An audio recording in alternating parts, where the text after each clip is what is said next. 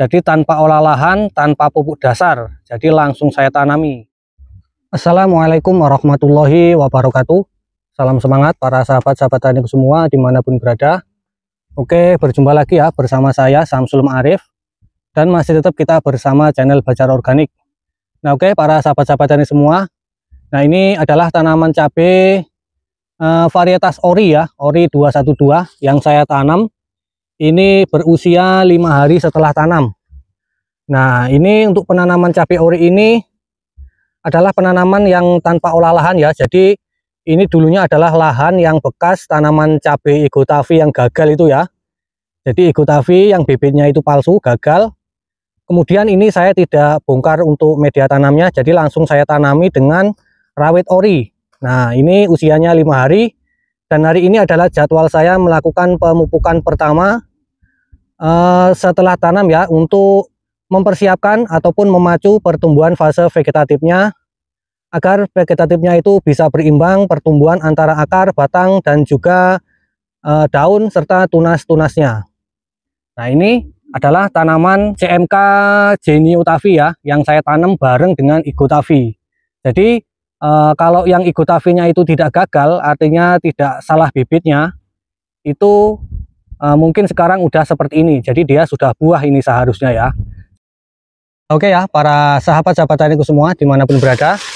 Nah jadi di dalam pemupukan pertama untuk pengecoran kali ini saya menggunakan 4 bahan ini ya sahabat tani. Jadi yang pertama yaitu saya menggunakan Ultradap, dimana tanaman cabai kita di fase awal ataupun fase pertumbuhan awal itu sangat memerlukan sekali yang namanya unsur hara, nitrogen, dan juga fosfat ya sahabat tani, dimana manfaat daripada nitrogen dan juga fosfat itu untuk merangsang pertumbuhan akar, kemudian batang, serta tunas-tunas pucuk dan juga tunas air ya sahabat tani. Jadi Ultradap ini adalah kandungannya adalah fosfat 60% dan juga nitrogen itu 12%.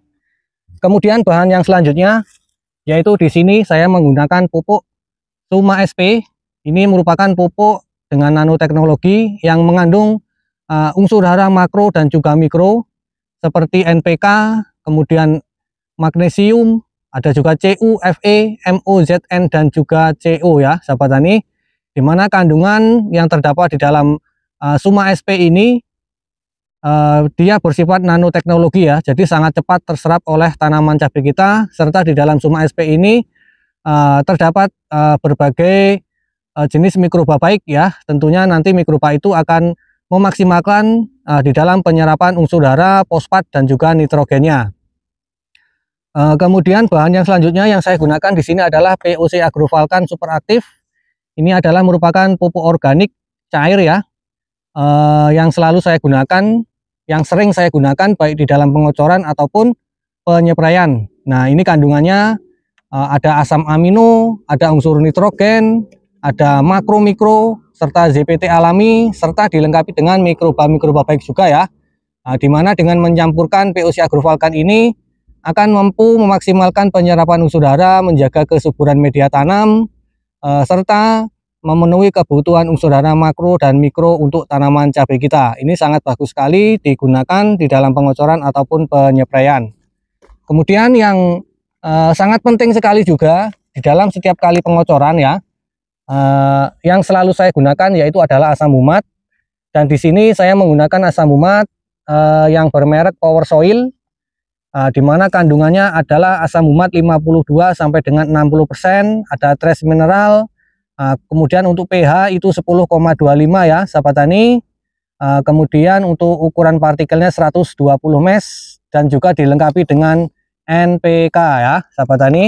Nah ini sangat bagus sekali untuk dicampurkan setiap kali kita melakukan pengocoran ya, dimana manfaatnya antara lain yaitu mengikat ion-ion seperti nitrogen, fosfat, ataupun ion-ion lainnya yang sehingganya tidak mudah hilang ya akibat penguapan ataupun tercuci oleh air. Kemudian ini juga bisa dijadikan sebagai pH buffer, kemudian dapat membuat tanah itu semakin berpori, semakin gembur, kemudian mikroba baiknya juga dia akan semakin betah dan semakin aktif ya di dalam media tanam kita, yang sehingganya nanti di dalam tanaman cabai kita itu tumbuh itu akan terhindar dari yang namanya keasaman media tanam, yang sehingganya penyerapan unsur hara ataupun gangguan-gangguan seperti jamur itu akan bisa diminimalisir dengan kita selalu mencampurkan asam humat seperti ini. Nah, oke, para sahabat-sahabat tani semua, selanjutnya kita menuju ke cara pengaplikasian penakaran dosis ya, sahabat tani semua. Oke, untuk yang pertama di sini yang saya masukkan yaitu ultradapnya.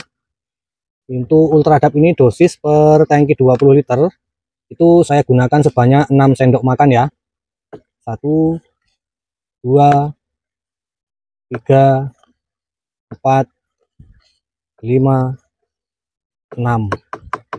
Oke, dan selanjutnya untuk pupuk yang saya masukkan yang berikutnya yaitu adalah pupuk Suma SP. Dan untuk Suma SP ini dosisnya untuk pengocoran per tangki 20 liter yaitu 2 tutup botol ya. 1 2.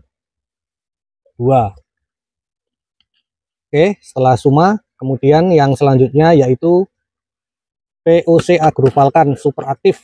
Nah, ini untuk menjaga kesuburan media tanam, memaksimalkan penyerapan unsur hara. Dan untuk dosis POC Agrofalcon super aktif yaitu 100 ml ya per tangki 20 liter.